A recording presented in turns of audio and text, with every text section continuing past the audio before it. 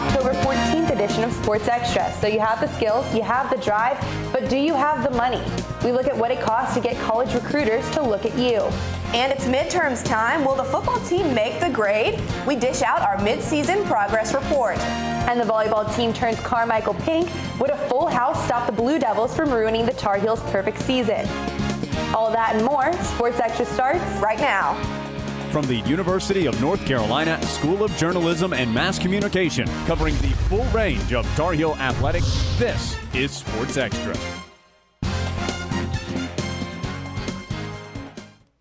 Dominant seasons continued, winning streaks were snapped, and more indictments were unsealed. Welcome to Sports Extra, UNC's only sports highlights, analysis, and issues show. I'm Delia D'Ambra. And I'm Madison Way, but first, breaking news from the UNC women's basketball team.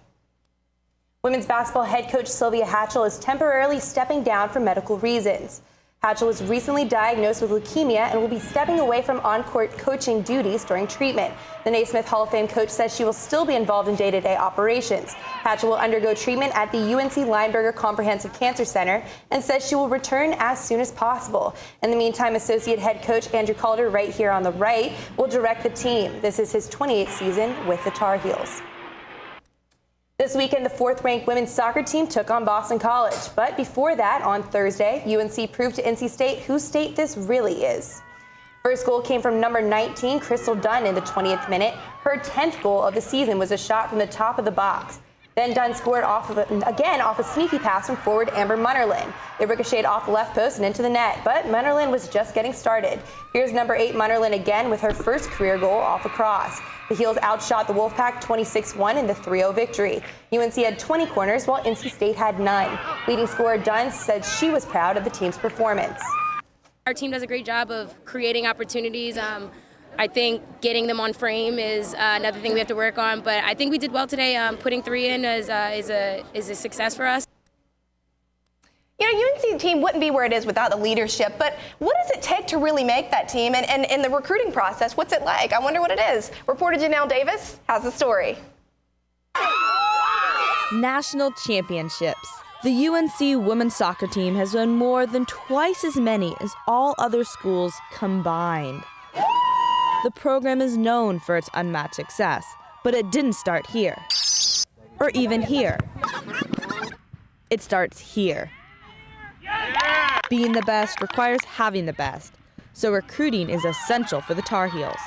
There's no sort of magic elixir that you can have your players drink before the game that's going to transform them from average players to great players. You've got to have your share of great players. With so many players vying for position on Coach Anson Dorrance's roster, the real challenge for aspiring Tar Heels is setting themselves apart. Youth soccer coach Rusty Scarborough believes he knows what it takes. A lot of time and commitment and hard work. Obviously it costs to play soccer at the youth level. UNC's recruiting coordinator, Chris Dukar, agrees. What the players and parents have to go through now is incredibly expensive. The travel, to pay for the professional coaching, to put them in a position to be recruited by us. It's tens of thousands of dollars a year.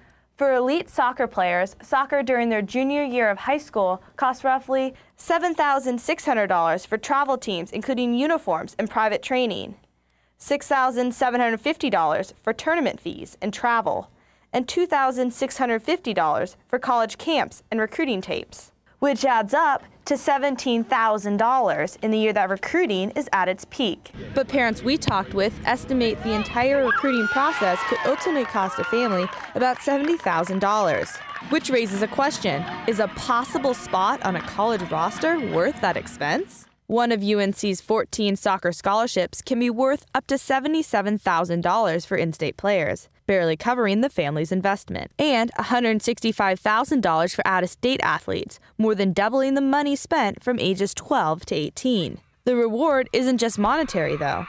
We want to play for UNC. I want to be a Tar Heel. I want to be a Tar Heel. Current Tar Heel national team player Crystal Dunn was once just like these girls.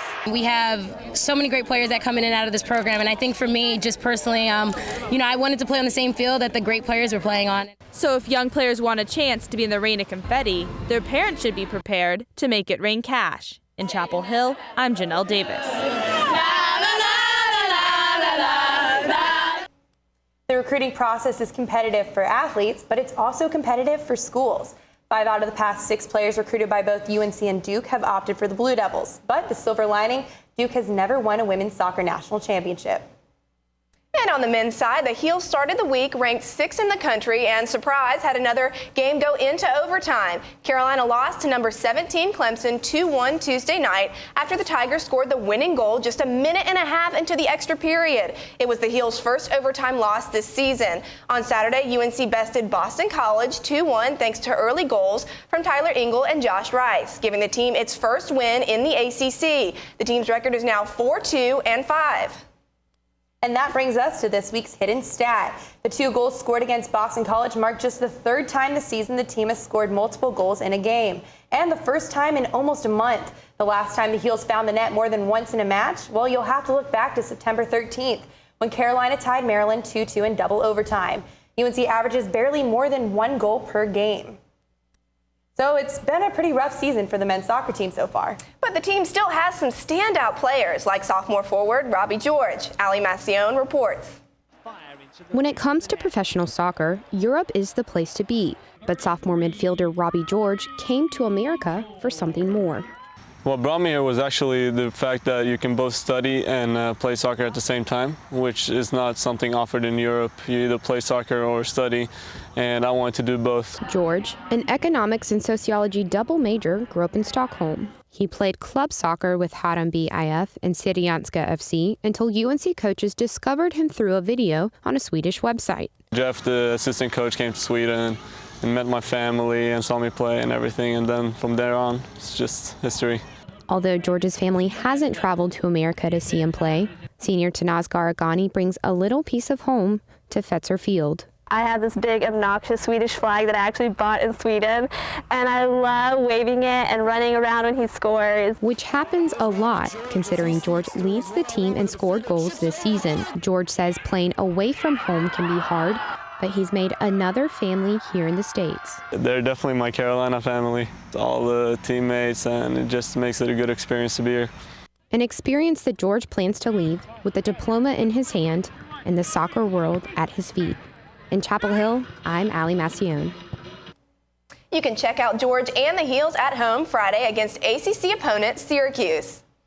Fall break is just 2 days away, which means we all have midterms coming up. And that includes the football team. We give out our grades for the first half of the season when Sports Extra returns.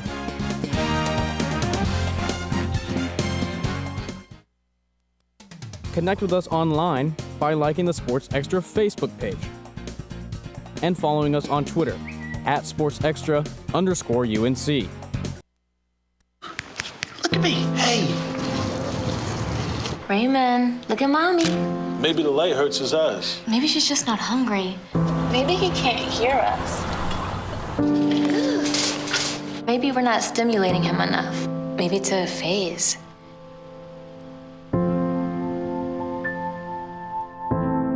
Avoiding eye contact is one early sign of autism. Learn the others today. The sooner it's diagnosed, the better.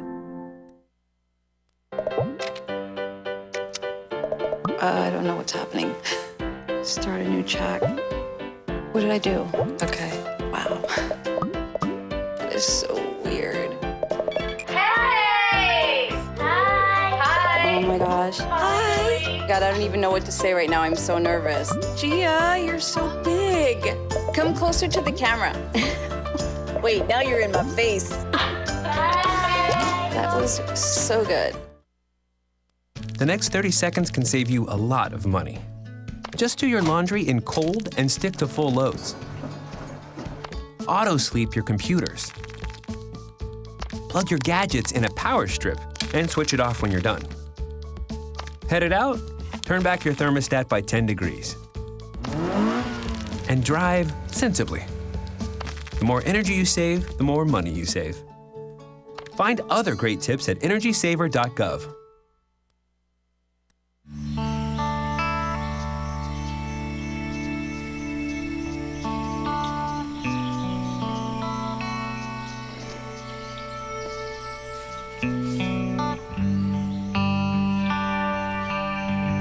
This is the moment I knew. His future had no boundaries. There are some moments only the forest can inspire.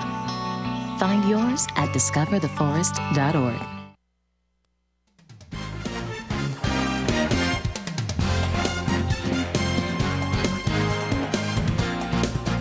Though it was a bye week for the football team, the program was still in the news. It's been a big week for indictments. You can add a third person to the list of those indicted in the UNC football scandal, Georgia real estate agent Patrick Mitchell-Jones. Jones is accused of trying to get UNC football player Robert Quinn to sign with agent Terry Watson. In the indictment, Jones is charged with giving $725 to Constance Orr, a former Carolina softball player, to give to Quinn. Jones's bond is set at $20,000. Of course, this is all after 2 indictments were unsealed last week. Carly Swanson has the story. Georgia-based sports agent Terry Watson is facing criminal charges for providing improper benefits to some UNC football players. He faces charges of felony obstruction of justice and 13 counts of athlete agent inducement. We're going to study this statute. We look forward to the criminal discovery process so we can determine what is backing up these allegations. The charges for athlete inducement are related to gifts provided to former UNC football players Marvin Austin, Robert Quinn, and Greg Little. The Uniform Athlete Agents Act is designed to prevent agents from providing student athletes with money or gifts before they sign contracts with the sports agent. Motivation, of course, it all comes down to money, and one would think the reason any agent wants to sign an athlete is to make money. Former UNC tutor Jennifer Wiley also faces 4 counts of athlete agent inducement. Woodall says there will be additional indictments surrounding other agent-athlete violations related to the UNC football program. In Chapel Hill, I'm Carly Swanson. Watson was released on $50,000 bond and could face up to 30 months behind bars for the obstruction of justice charge and probation for the 13th athlete agent inducement charges. As the football team puts the scandal in the past, it faces even more challenges on the field. Ryan O'Rourke gives the team some midterm grades. The Tar Heel football team has faced all kinds of tests through the first 5 games of the 2013 campaign, but have repeatedly failed to show significant signs of promise, as the Heels' 1-4 record is the team's worst start since 2007. The first midterm grade goes out to Larry Fedora's underachieving offense, which gets a C+. The Tar Heels sit dead last in the ACC and 114th in the country, averaging just 100 yards on the ground per game. With virtually no run game, the Heels rely on moving the ball through the air and rank 23rd in the nation with 293 passing yards per game. Tight end Eric Ebron helps raise the grade average for the offense with his 23 receptions for 333 yards, both team highs. On the other side of the ball, the Heels defense is in need of some serious tutoring. The defensive squad is surrendering almost 200 yards per game on the ground and have allowed 4 running backs to notch 100-yard games. The inability to stop the run has brought the secondary closer to the box, which has exposed the defensive backs to deep threats multiple times this season. Opposing teams are averaging 31.4 points per game against the Heels, earning the defense a grade of a D. Overall, the team earns a midterm grade of a C-. The Heels have put together decent performances in losses against Georgia Tech and Virginia Tech, but lack consistency on both sides of the ball, which has resulted in poor showings like the blowout loss to ECU. Going forward, UNC needs to improve its execution in order to have any aspirations of being bowl eligible. Reporting from Chapel Hill, I'm Ryan O'Rourke. And you can contact us on Facebook or Twitter to let us know what grades you'd give the team. But you know what? No matter what team or sport you root for, you never want to see a player get injured. One former UNC football player has turned his injury into an opportunity. Luis Fernandez has more. Travis Riley was a highly recruited running back coming out of A.L. Brown High School in Kannapolis.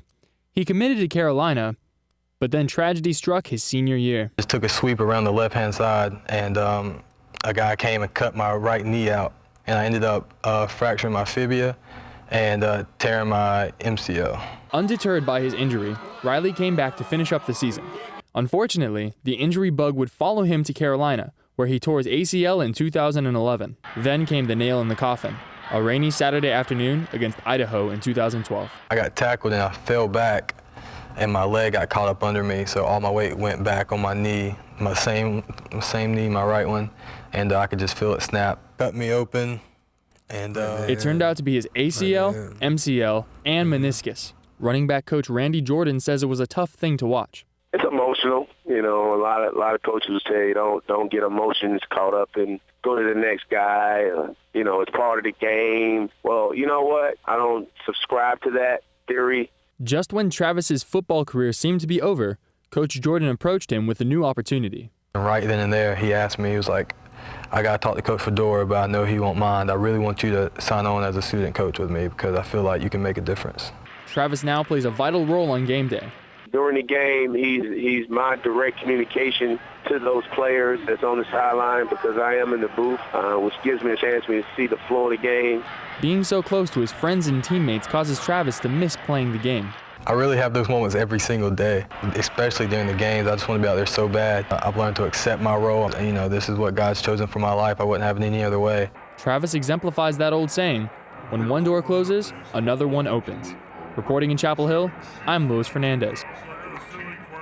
Travis says he knows more now about football than he did when he was a player, and he's still deciding whether he'd like to pursue coaching as a career.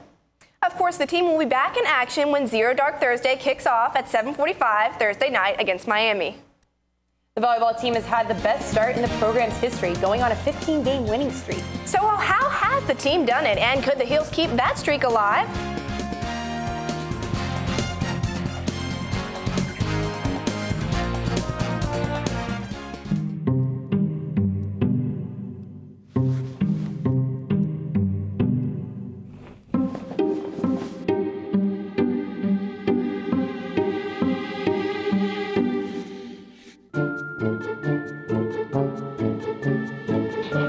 The smallest moments can have the biggest impact on a child's life.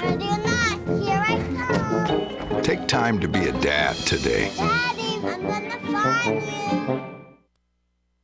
you. It's a beautiful day out here. Sunny today with light breezes, giving way to clouds in the afternoon. We could see some light precipitation to moderate precipitation later on, followed by powerful storm-like conditions.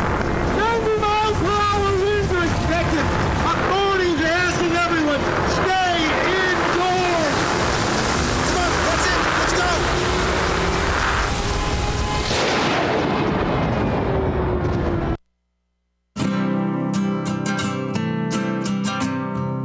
Every day across America, excess food is gathered by a network of good people at local food banks, giving hope to millions of children who struggle with hunger.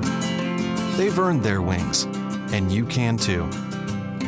Together, we can solve child hunger. Support Feeding America and your local food bank at feedingamerica.org. Michael Adams? Here. Michael Adams? Here. Michael Adams.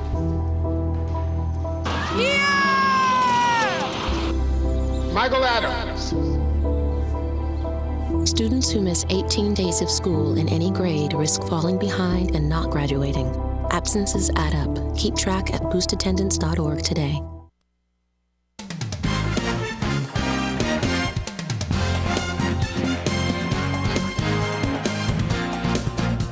Several UNC teams are traveling this weekend, and many of them found success on the road. The second-ranked field hockey team beat number 15 Wake Forest 4-2 on Saturday and improved to 10-2. Men's tennis played in the Wake Forest Invitational this weekend. Espen Hesholesen and sophomore Brett Clark took first place in the doubles draw. The swimming and diving teams debuted Friday with mixed results. The men lost to Virginia Tech and beat VMI, while the women swept all four of their opponents. One team that has been consistently successful this season, UNC Volleyball. As Shawnee Edwards looks back at the team's sterling performance so far. 15-0, the best start in Carolina volleyball history. The Tar Heels also have a 29-match winning streak at home.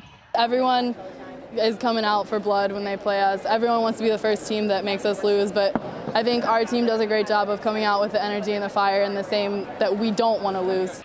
The Tar Heels have consistently won their matches 3-0 so far this season, most notably in the Carolina Classic against George Washington, James Madison, and Albany. They also had success in the Bobcat Invitational earlier this season. Carolina locked in its most recent home win against ACC newcomer Notre Dame with a 25-22 set-3 victory. The Tar Heels served a season-high 13 aces with a .370 hitting percentage behind number 14 Jovana Belitsa's 16 kills and number 4 Lee Andrews' 8 kills and 4 blocks. The team was recently ranked number 10 in this week's AVCA Coaches Poll, the highest ranking ever in team history. Head coach Joe Segula describes the team's chemistry, which is the reason behind Carolina's current success and new ranking. They work hard, and coming to the gym every day, they look forward to seeing each other. It's not a labor-intensive thing. We keep the practices light, fast. They work hard, and I think that's what's important. The Heels hope that work ethic takes them deep into the NCAA tournament. Reporting in Chapel Hill, I'm Ishani Edwards. 15-0 with a winning streak like that, the Heels had to slip up sometime. The 10th-ranked volleyball team suffered its first home loss since October 2011, Friday night against the Duke Blue Devils. The Heels made error after error after error, a total of 28, twice as many as Duke. The Blue Devils recorded 24 blocks compared to only 9 by Carolina and 51 digs, contributing to UNC's poor hitting average of .093. The Carmichael crowd set an attendance record of more than 5,300 fans on Turn It Pink night. The Heels wore pink jerseys, which were auctioned off after the game, and sold pink memorabilia. Proceeds went to Get Real and Heal, a program that serves breast cancer patients in North Carolina. Coach Joe Segula thought one of the primary problems was the team's lack of confidence, which is something the team isn't used to experiencing. We got rattled at times, and instead of playing with confidence, we need to learn how to get past that. So something we had not experienced this year, and we didn't get past it. The team rallied together to quickly bounce back after the loss, defeating Wake Forest in 3 sets Saturday. The Heels breezed through the first set behind a dominating performance by Jovana Belitsa, who had a team-high 16 kills. UNC's energy slipped as Wake Forest managed to keep it close in the second and third sets. Despite a lack of communication, the Heels managed to pull out a win thanks to a standout performance by Lauren Atkins, who had 12 kills. Paige Neuenfeld had this kill to win the match that led to a victory for the Tar Heels and gave them reason to celebrate. Next up for the Tar Heels is a trip to Virginia to face UVA and Virginia Tech this weekend. The UNC women's golf team chased after its 7th Ruth's Chris Tar Heel Invitational title during the weekend against 18 competitors from across the country. Playing host, the 12th-ranked Tar Heels fought hard against bad weather and rival 3rd-ranked Duke throughout the first 2 rounds. Thanks to key player Samantha Marks firing a 1-under par 71 Saturday, Carolina closed out the day tied for 9th place with Wake Forest. Sunday's final round found the Heels bumped behind Wake Forest and into 16th place. Duke took control of the leaderboard, snagging 1st place. So here at UNC, students take intramural sports pretty seriously, Madison. Yeah, they sure do, even when the sport, well, looks like this. We dive into Inter 2 water polo next.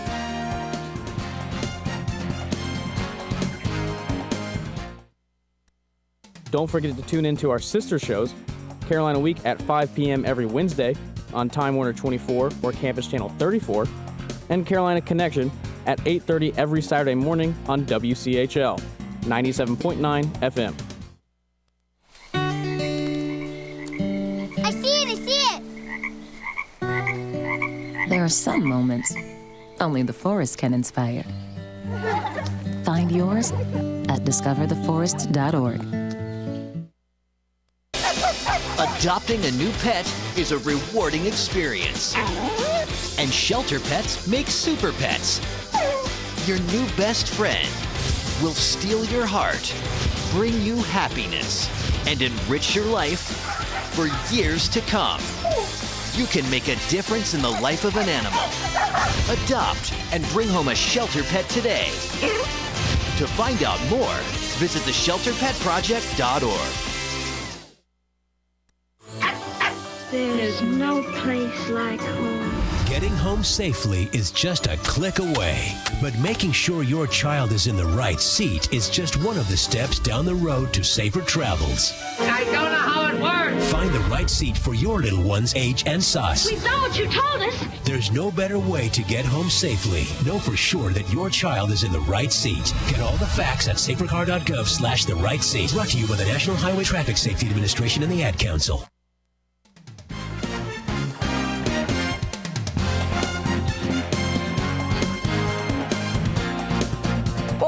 know, the heart of Carolina women's soccer is head coach Anson Doritz. Janelle Davis had a few minutes to sit down with the winningest coach in women's soccer.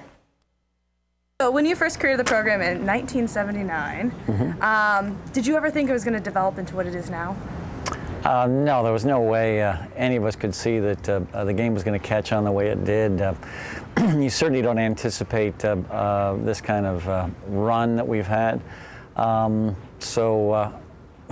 Absolutely not.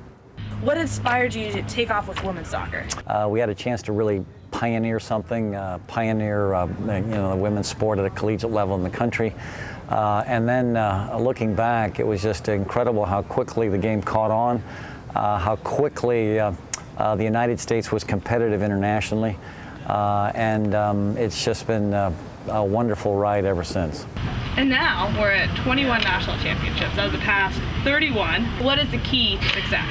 The kids here have always sold the program. It's a wonderful university to recruit for. It's a beautiful campus with a very good academic reputation in a nice part of the country. I mean, Chapel Hill is just a wonderful college town, so we've sort of leveraged our assets here, and we certainly have something to sell. And we also work very hard. Recruiting is very time-consuming. You're always taking people around campus, and you never have a weekend free. In fact, you don't have a day off. Today, in theory, is my day off because we played a match yesterday in Boston, so we got in at midnight into RDU. And so I think in most professions, don't you get at least one day off a week? Well, if we want to stay competitive nationally, you can't take days off. You graduated from here, you've been coaching here. I mean, could you ever put yourself in another university? Well, actually, I looked at Stanford. The only school I considered leaving UNC for was Stanford. We can't recruit against them. I mean, I think in the last 35 head-to-heads against them, we've only won 6 battles. So I know if I was coaching at Stanford, it would be like, shooting fish in a barrel. I'd probably golf all day, spend 5 minutes on the phone, get every athlete I wanted, and then just destroy every team that's out there. And so I certainly looked at that because I really enjoy recruiting and coaching the best. And then I get this call from my mother, who is a North Carolinian, and she said if I decided to go to Stanford, she was putting her head in an oven. And so that took. Well, we can all be thankful he stayed at Carolina and didn't choose to go to Stanford. So Delia, what do you think you get when you cross water polo with a trip to Wet and Wild? Something that probably looks nothing like a day on the lazy river. This is the calm before the storm. Inner tube water polo. It's a unique sport that has become a popular intramural activity here at UNC. Captain of the team riding polo, Brandon Chase, is one of the 100 to 150 students playing in the league this year. I love inner tube water polo. I would really say with a passion that defies any logical explanation. Inner tube water polo, like each intramural sport, has a coordinator to arrange the schedules, equipment, and staff. Megan McIntyre is the intern responsible for this sport and says the rules are simple for something so unique. The game is played between 12 people. The game starts by 6 line up on the very end of the pool near the goals. The other 6 line up on the other end, and then our official will blow the whistle and throw the ball to the middle of the pool. That's when the players are allowed to charge the ball. Each goal is worth 1 point, and the score always reaches double digits. Chase says the games can get competitive and intense. I leave everything out in the pool, I was prepared to drown out there. Members of the team that played against riding polo Wednesday night, Greg Mitchell and Matt Wilson, say that a lot of the preparation for the competition is choosing a team name. Moist tubes. We decided that most people find the word moist to be unpleasant, and we're in tubes, so we want to display how unpleasant we are in the water. Other teams in the league include #Water Yellow, Mighty Ducks, Water Buffaloes, and the Looney Tubes. It's been an intramural here for at least 20 years. And I like the fact that it's not something that generally everyone knows about or knows how to play. Everyone jumps in and it's kind of like, oh, we've never done this before. But once they've done it, watch out. In Chapel Hill reporting, I'm Paige Comparato. The playoffs for intramural inner tube water polo start Tuesday night, and 11 teams will be trying to make a big splash to get that intramural championship t-shirt. Madison, I've done a lot of club sports packages and intramural packages, and it's a lot of fun. I might do that. I might join your team, so maybe I should start drafting some names. I don't think Moist Tube's good. Be tough, though. That does it for this edition of Sports Extra. Don't forget to check us out on Facebook and follow us on Twitter at SportsExtra_UNC.